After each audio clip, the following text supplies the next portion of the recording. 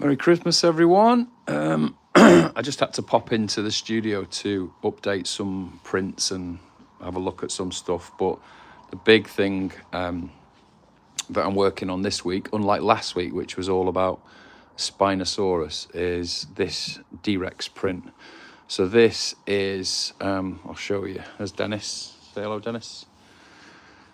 This is the Bamboo A1, and it's an FDM printer, so you're more used to seeing me using things like this resin printer or the little DLP resin printers or my big Peopoly or any of the big resin ones.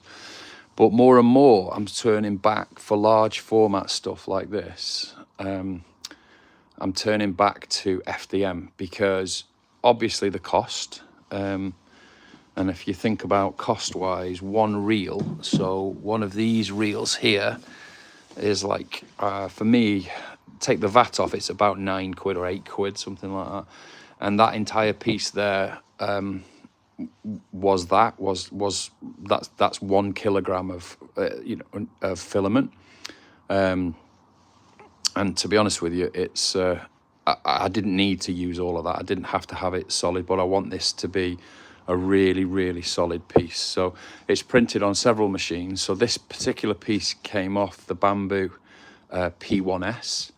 And then the arms came off the Bamboo A1, which is this one with an AMS fitted, which you don't need because I'm just feeding it from a single reel. And then I've got another one that I'll show you in a few minutes, which is just the test resin, which obviously the detail is going to be way finer.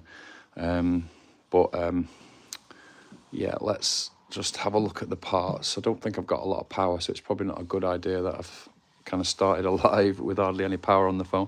But here's the arms.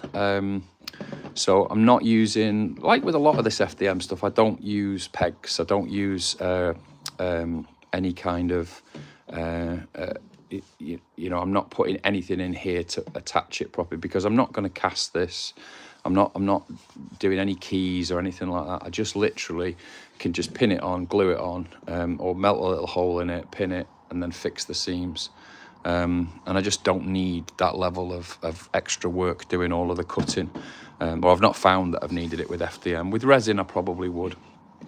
But as you can see, with straight cuts out of Nomad Sculpt, I'm pretty much getting there with pretty much everything that I want, really, just with attaching it like that. I don't know whether you can see it.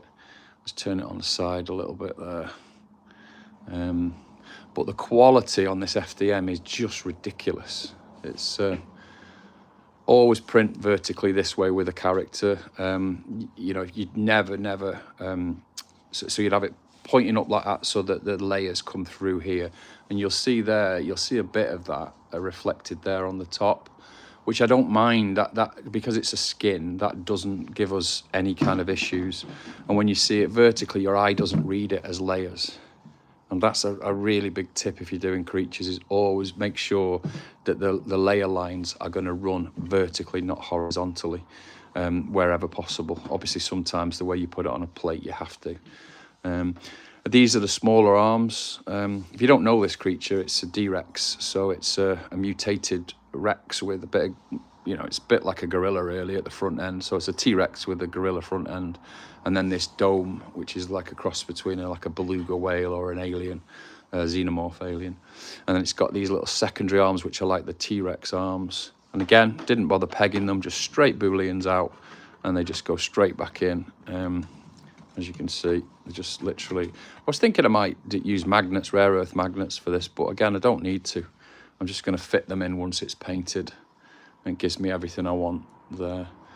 Now, one thing I have done is, there's Dennis again, is I've just done a very quick test, another test actually, because I did one the other day and it failed on this thing. So this is an Elegoo Saturn Ultra. It's not the 16K, but I always run a nice one. I might drip a bit of resin here, so I've got to be careful. In fact, let me, yeah, there you go, straight away, dripped a bit of resin. I should have put the drip tray on straight away.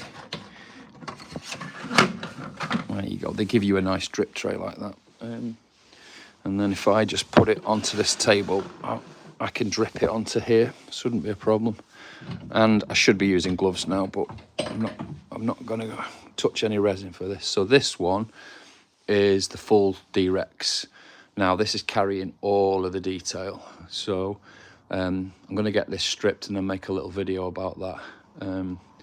But that is obviously way higher quality, and that would cost me a fortune if I was going to do it the size of that huge thing over there. So this is always nice to have it. It's nice to have it in the collection, but you know, I'm